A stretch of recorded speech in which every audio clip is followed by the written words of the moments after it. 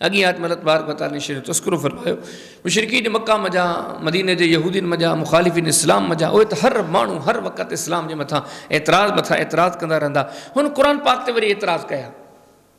जॾहिं क़ुरान जे अल्लाह ताला सदाकत बयान फरमाई हिक खां वधीक मवाक़िअ ते सचो किताब आहे खरो किताब आहे हिन जहिड़ी ते तव्हां 10 सूरतूं कोन था ठाहे सघो हिन जहिड़ी ते तव्हां हिकिड़ी सूरत कोन था ठाहे सघो त पोइ अजाए एतराज़ करण लॻा चवण लॻा हीउ कहिड़ो किताबु आहे अलाह जे तरफ़ां कीअं हूंदो इन में नंढा नंढा अल्लाह ताला मिसाल ॾिना अल्लाह ताला को एतिरा नंढड़ा मिसाल ॾींदो आहे छा वॾो बादशाह वॾियूं ॻाल्हियूं करे वॾा मिसाल त अल्लाह ताला उन जो जवाबु इरशाद फरमायो रतल फरमाए थो इन अल्लाह बिला शुबा अल्लाह तबारक व तआला ला यसगी अल्लाह ताला लज महसूस कोन थो करे ऐं यज़रिब जो हू बयान करे मसलन को मिसाल मां बहुज़तन भले उहो मच्छर जो छो न हुजे फमा फौक़हा या उन खां मथे छो न हुजे मथे मां मुराद या उन खां वॾो हुजे ये मथे में मुराद हुजे मच्छर जे मथां जेके अल्लाह ताला पर पैदा कया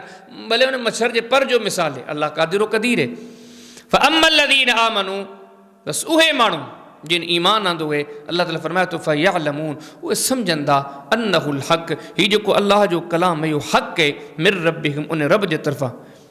मोमिन कंहिं बि मिसाल ते एतराज़ कोन कंदा उहे इन शइ जे सोच जा मालिक आहिनि त हीअ अल्लाह जा वेही रहण स्टेट करे वेही मिंट ॾिठो सुना अन्नहुल हक़ ही हक़ आहे मिर रब्बिहिम उन्हनि जे रब जे तरफ़ां मोमिन तीअं कंदा अॻे से अल्लाह ताला फरमाए थो अम्मल लज़ीन कफ़र बाक़ी जेके काफ़िर आहिनि उहे माण्हू जिन कुफ़ुर कयो फयक़ूलून उहे चवंदा आहिनि माज़ा अराद अल्लाह बिहाज़ा मसला माज़ा अराद अल्लाह अल्लाह ताला छा थो चाहे बिहाज़ा मसला अहिड़ा मिसाल ॾेई करे हाणे अल्लाह ताला पाण जवाबु थो ॾे युदिल्लु बिही कसीरा अल्लाह ताला अहिड़े मिसालनि जे ज़रिए घणनि खे गुमराह थो करे वयहदी बिही कसीरा घणनि खे अल्लाह ताला हिदायत थो ॾे वमा युदिल्लु बिही इन ज़रिए गुमराह उन्हनि खे करे थो इल्लल फासिकीन जेके फासिक आहिनि त हाणे हिन आयत में अल्लाह तबारक व तआला इहा शइ ॿुधाई आहे त अल्लाह ताला वस वारो कादिरो क़दीर आहे रब जी ॻाल्हि ते मोमिन एतराज़ कंदो ई कोन्हे रब जहिड़ो वणे सहिड़ो मिसाल ॾे मेरा रसी मोमिन जी कैफ़ियत रसीए तो अल्लाह जी हर ॻाल्हि खे अखियुनि ते रखंदो आहे ऐं रबसी हिन आयत में इहा शइ रसीए हीअ काफ़िरनि जो कमु हूंदो आहे जेके अल्लाह जे ॻाल्हियुनि ते एतराज़ात कंदा ऐं हिन आयत में इहा बि शइ बि लिखियलु आहे अल्लाह ताला जे अज़ाबनि मंझां रुॻो अज़ाब इहो कोन्हे त ॾुकार अचे वॾा मींहं वसनि वॾा तूफ़ान अचनि मुसीबतूं अचनि बेरोज़गारियूं अचनि बीमारियूं पैदा अल्लाह जे अज़ाबनि मां हिकिड़ो अज़ाब इहो बि अल्लाह तव्हां ते हिदायत जो दरवाज़ो बंदि करे छॾे इहो हिकिड़ो वॾो अज़ाब आहे अल्लाह ताला जॾहिं बंदनि खां नाराज़ थींदो आहे न त हुन में हिकिड़ी जी क़ुरान में फरमाए थो ख़तम अल्लाह अला क़ुलूबिहिम वला समइहिम वला अबसारिहिम गिशावह वलहुम अज़ाबुन अज़ीम सूरह बक़रा में अल्लाह ताला फरमाए थो हीअ जेके नाफ़रमान माण्हू अल्लाह हिन जे दिलनि ते मोहरूं हणी छॾियूं अल्लाह ताला जे कननि ते मोहरूं हणी छॾियूं अल्लाह ताला जे अखियुनि ते मोहरूं हणी छॾियूं इन जे दिलनि ते पर्दा चढ़ी आहे घणा समाज में अहिड़ा माण्हू अथव घणा जेके चवंदा असीं दीन खे कुझु सम्झूं ई कोन था भले साहिबु इन ॻाल्हि असीं लेखियूं ई कोन था हू पंहिंजे मां में ख़बर छा था महसूसु कनि उहो महसूसु था कनि त बाबा असीं कुझु आहियूं असीं इन्हनि सभिनी ॻाल्हियुनि खे डिग्रेड करे था छॾियूं हक़ीक़त इहे भाऊ तूं दीन खे डिग्रेड कोन थो करी तूं ख़ुदि डिग्रेड थी वियो आहीं हीअ तूं जे कैफ़ियत में आहीं न जेको ॻाल्हाईं पियो इहो ई तुंहिंजे मथां अज़ाब आहे अल्लाह जे अज़ाबनि मंझां हिकिड़ो अज़ाब इहो बि आहे जो बंदे खां सम्झण जी सलाहियत रब खसे छॾे इहो बि हिकिड़ो अज़ाब आहे अल्लाह ताला सिधो न हिननि मिसालनि जे ज़रिए अल्लाह ताला घणनि खे गुमराह कंदो आहे गुमराही में मक़सदु कोन्हे त अल्लाह ताला ख़ुदि हुनखे गुमराही मोकिलींदो आहे रब हुनखे गुमराही जो हक़दार हूंदो आहे न अल्लाह फरमाए थो वली ही मात वल्ला असीं मना कोन कंदासीं ठीकु आहे वञ कर शौक़ु पूरो ज़ुल्म ज़्यादती ठगी कूड़ कर आख़िर नतीजो जेॾी महिल बंदो ॾिसो पोइ बंदे खे ख़बर पवंदी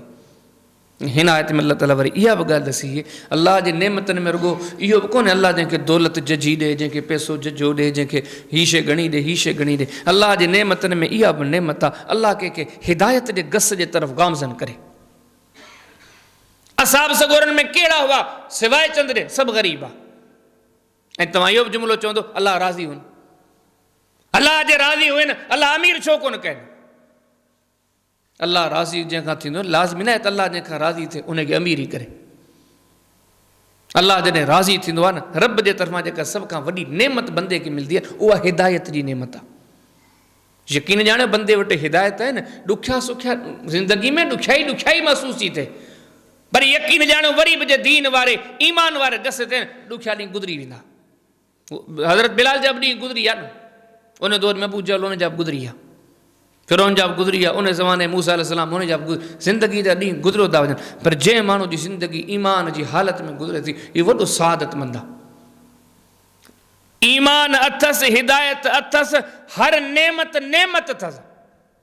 छो त शुक्र कंदो, इताअत गुज़ारी कंदो, अलाह हुनखे राज़ी रहंदो। जंहिं माण्हू वटि हिदायत कोन अथव, हर नेमत हुनजे लाइ वबाल अथव। पैसो हराम सां कमाईंदो, वबाल अथसि, हराम में खपाईंदो, वबाल अथसि। औलाद आहे त नेमत, पर ग़लति तरबियत कंदो, तबाही अथसि। औलाद खे ग़लति कमनि ते लॻाईंदो, तबाही अथसि। अखियूं अथसि नेमत, पर उहो ॾिसंदो जेको सुभाणे कंडा पाण कढंदो। कन अथसि त नेमत, पर हिननि सां उहो ॿुधंदो जो सुभाणे कंडा पाण कढंदो। हिदायत ज़मीननि ते उहा नेमत आहे, जंहिं इंसान खे हिदायत जी दौलत मिली हुई, सभ खां वॾो अमीर अथव। जॾहिं हिदायत ईंदी, यकीन ॼाणियो हुनजी ज़िंदगी जो हर कमु सम्झो ॿारो न का। जंहिं शख़्स वटि हिदायत कोन्हे, समूरा फिरौन वटि कहिड़ी शइ जी खोट हुई? सिर्फ़ु हिकिड़ी शइ, हिदायत। कारून चो, हामान चो, जेके जेके वक़्त जा ज़ालिम नाला खणंदा वञनि, तव्हां कंहिंजे नाले न चवंदो हिन वटि को औलाद कोन्हे, हिन वटि का सिहत कोन्हे, हिन वटि पैसो कोन्हे, हिन वटि नौकर चाकर, हे सभु शयूं अथनि। आख़िर खुटल कहिड़ी शइ अथनि जो तबाह थिया? हिदायत। हिते रवसी ॾसे थो त मुंहिंजे इनामात मां लाज़मी न आहे, जेकॾहिं रब तव्हांखे नमाज़नि जी वेझो पियो करे, सम्झो इहो बि तव्हां ते अहसान अथसि। उहो तव्हांखे राज़ी आहे, तव्हांखे घर सां जोड़ियो अथसि, तव्हांखे ज़िक्र सां जोड़ियो अथसि, तव्हांखे तिलावत सां जोड़ियो अथसि। इहा अलाह ताला इरशाद फरमायो, रब जन खां नाराज़ आहे, जिनखे अलाह ताला गुमराही जे गस ते छॾे थो। ठीकु है, तूं गुमराही हलण थो चाहीं न, तूं वञ, तोखे मोकल आहे। केरु आहिनि उहे माण्हू? फासिक माण्हू आहिनि,